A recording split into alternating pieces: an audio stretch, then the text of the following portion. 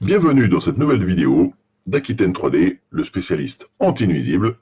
N'hésite pas à t'abonner en cliquant en bas à droite de l'image afin d'être averti de nos prochaines publications. Avec la chaîne Aquitaine 3D, les nuisibles n'auront plus de secrets pour toi. Bonjour à tous, c'est Franck, votre spécialiste anti-nuisible. Aujourd'hui, je vais vous faire une vidéo sur le ciron. Voilà, je vous l'écris ici, je vous mets en haut son nom scientifique. Donc le ciron, qu'est-ce que c'est? Comment il se développe? Comment s'en débarrasser? Alors c'est quelque chose évidemment qui est compliqué à filmer parce que le ciron fait entre 0,5 et 1 mm. Donc vous imaginez que c'est pas facile, c'est vraiment extrêmement petit. Voilà, mais je vous en dis plus tout de suite avec ces quelques images. Et n'oubliez pas de mettre un petit j'aime en bas de la vidéo, un commentaire, une question si vous avez une question.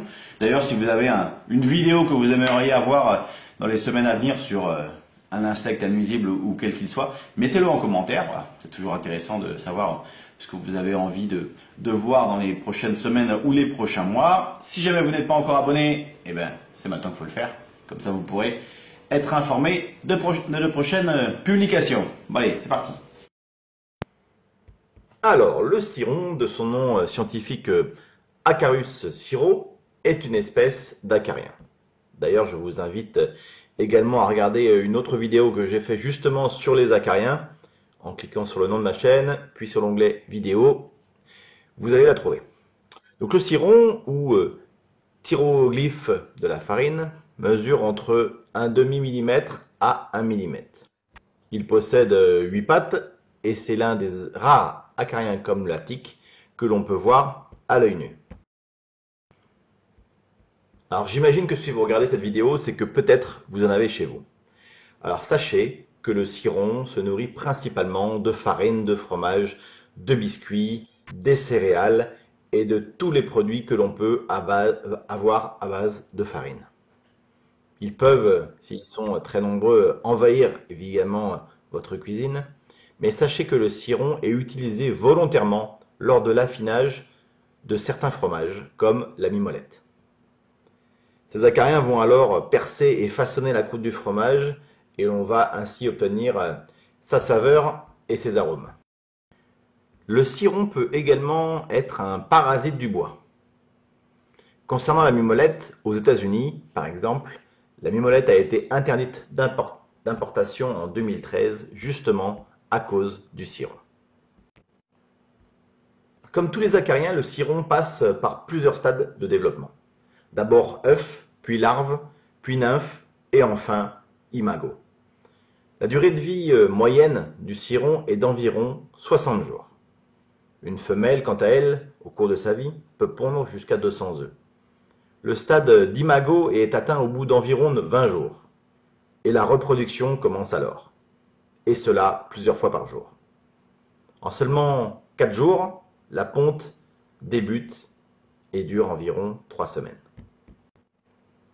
L'environnement idéal pour le développement du ciron, c'est évidemment de la nourriture, mais aussi un taux d'humidité.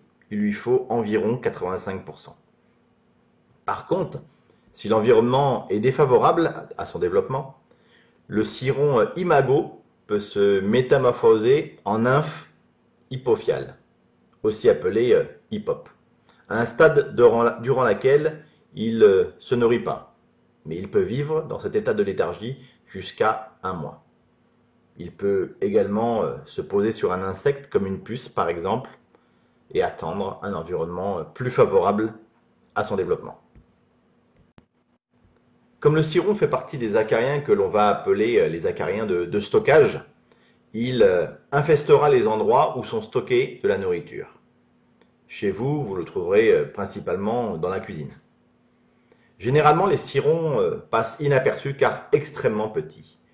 On s'en aperçoit lorsqu'on en a un grand nombre.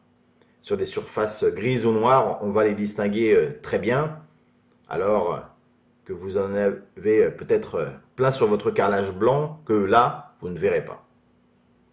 Souvent, on aura une impression de poussière blanchâtre. Et en y regardant de plus près, vous vous apercevrez que ce sont des cirons qui se déplacent tout doucement. Alors, comment éviter les infestations de cirons? Pour éviter une infestation de cirons dans votre logement, conservez les farines, les pâtes et tous les aliments à base de farine dans des bocaux hermétiques. Cela n'évitera pas forcément leur développement dans un de ces bocaux, mais au moins vous n'en aurez pas dans tous les placards et tous vos aliments.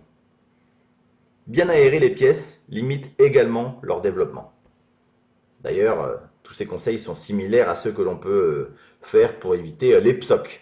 Donc, je vous invite d'ailleurs à regarder cette petite vidéo que je vous ai concoctée.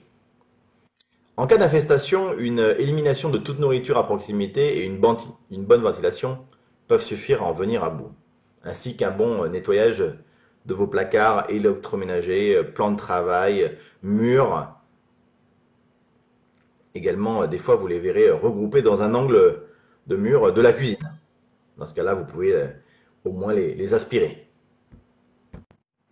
On pourra également utiliser des produits acaricides sur les endroits concernés. Attention, ils peuvent mettre plusieurs semaines à disparaître. Vous verrez la population diminuer avant de ne plus en voir du tout.